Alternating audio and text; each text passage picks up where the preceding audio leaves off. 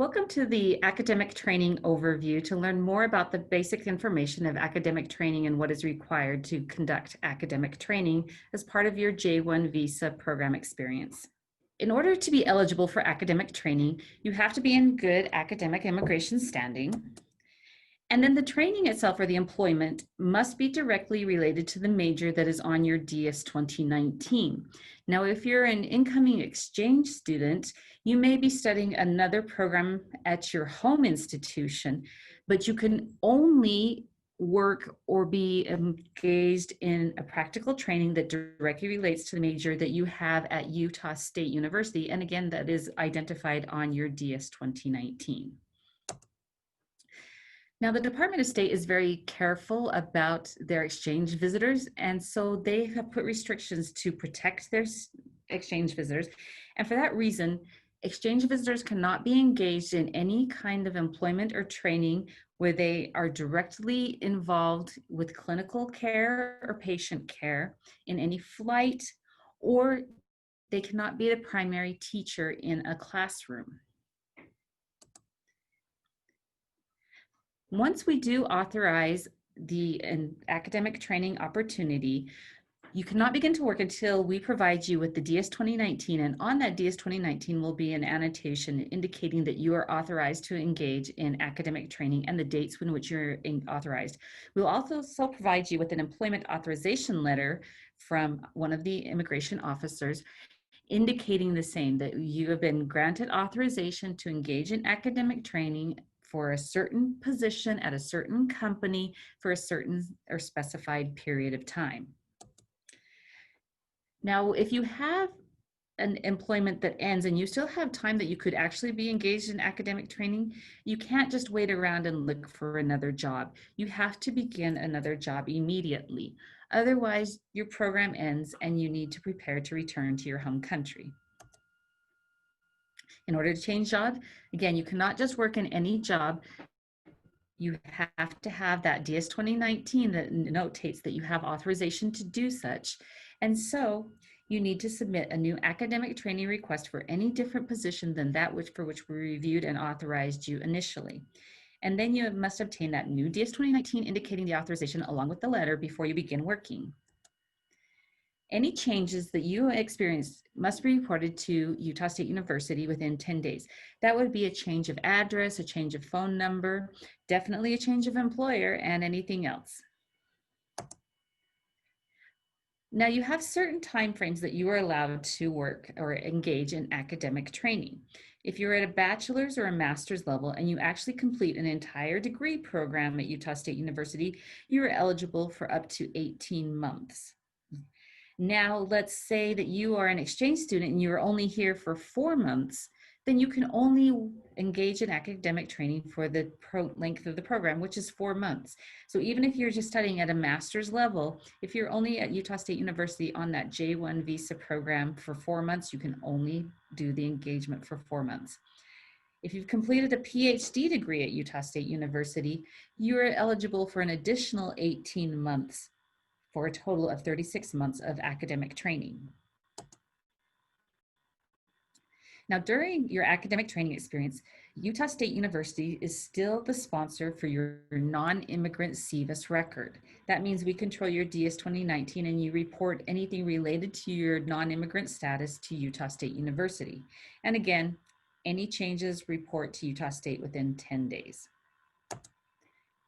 Now realize unauthorized employment is the reason for us to terminate your SEVIS record or your non-immigrant status in the United States. So thus follow those guidances, make sure you submit and get the authorization before you start any new employment or practical training. While you are doing your academic training, you have to have the required J-1 exchange visitor insurance. This is required by the U.S. Department of State, and we will require that you provide us with a copy of your policy to assure that you have that and we can maintain your non-immigrant SEVIS record as active. If you have any questions about maybe some different policies that you could use, we have a list of some that we've reviewed and find that they do meet those requirements. Just ask your primary immigration advisor. So when to apply, you have to have that academic training authorization before your DS 2019 program end date on your DS 2019. You do have to provide an employment offer on letterhead, which we're going to discuss in a future slide. And once you have that offer letter, complete the academic training request in the ISSS portal. And that will assure that we have all of the documentation that we need to review and assure that you're maintaining your non-immigrant status, that you meet the academic training requirements, and that the academic training opportunity itself also aligns with the program requirements. You will submit a verification or an approval to be completed by your academic advisor or your major advisor. Now, that employment law offer that you are going to provide when you submit that academic training request in the ISSS portal must have all of these elements. These are elements that we actually report in SEVIS and are required to provide as part of your non-immigrant status. While you're engaged in academic training, your DS 2019 must be active. It's in that authorized period. Your passport should not expire, and you should always actually maintain a passport which is valid at least 6 months into the future. Your visa can expire while you're in the country. It's simply a ticket for you to get in the door, and you're admitted for a certain time frame or duration of status, which is tied to your DS 2019.